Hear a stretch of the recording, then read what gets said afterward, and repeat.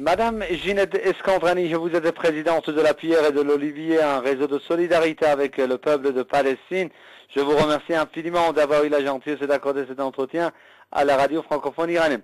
Madame Escandrani, actuellement, des appels se multiplient pour la création d'une commission d'enquête internationale pour statuer sur l'attaque menée par la marine israélienne contre la flottille de liberté qui était en route vers Gaza, mais le gouvernement israélien refuse, le régime israélien refuse d'accepter une telle enquête. Qu'est-ce que vous en pensez?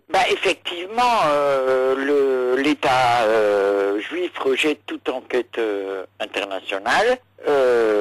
Ils disent que Israël est une démocratie, Israël a la capacité et le droit de mener une enquête interne, pas de faire l'objet d'une investigation par un quelconque comité international. Ils ont le culot encore de se faire passer pour une démocratie alors qu'ils massacrent leur propre population, y compris dans les territoires occupés, mais également du côté israélien. Donc, ils refusent, non, ce qui a, et la communauté internationale, à mon avis, me semble assez tiède pour faire pression. L'Europe a fait pression, mais les États-Unis ne donnent que des conseils à Netanyahou. Et même... Madame Escandrani, excusez-moi de vous couper, pourquoi une telle attitude de la part des États-Unis? Pourquoi les responsables américains ne donnent, d'après vous, que de conseils au Premier ministre israélien Benjamin Netanyahou? Parce qu'ils continuent à soutenir, parce que le Congrès juif est terriblement important aux États-Unis et fait pression sur l'administration américaine. Et ils disent, et donc même Barack Obama, en qui on avait gardé un espoir pour améliorer les relations après son discours vers les musulmans, ne montre pas assez de fermeté. Et du coup, heureusement que la Turquie fait pression, et certains pays européens aussi, mais les États-Unis, à mon avis, n'iront pas plus loin. Et donc cette enquête internationale, elle sera comme celle qui avait été mise au point par rapport au massacre de Gaza, qu'on a appelé le rapport Goldstone. Actuellement, on n'en parle même plus. Donc la seule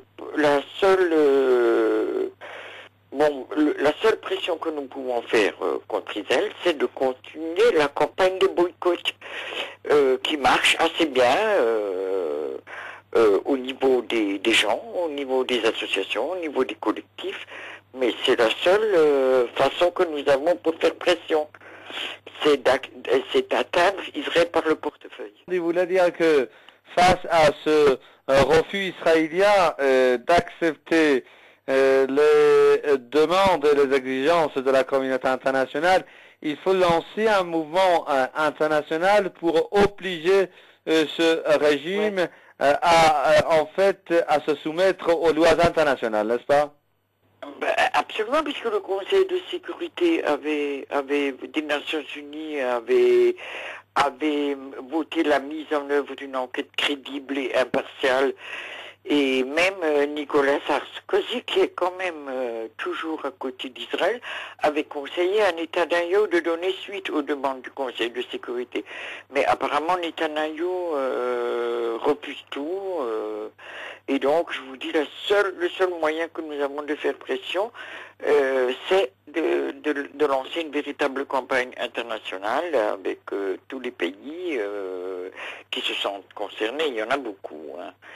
Et effectivement, il y a pas seulement cette enquête, il y a aussi, et cela devient très urgent, la levée de l'embargo sur Gaza, et c'est parce qu'il faut que ça devienne effectif, parce que ça devient de plus en plus urgent.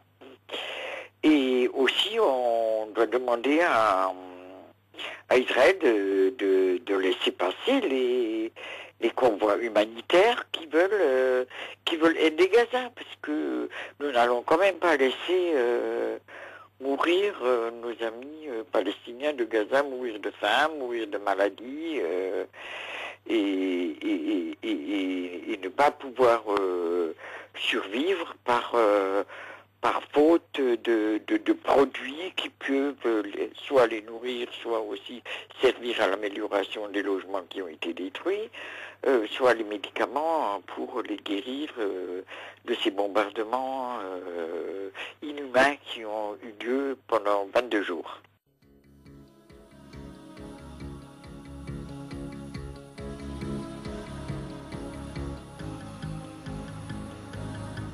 L'occupation de l'Irak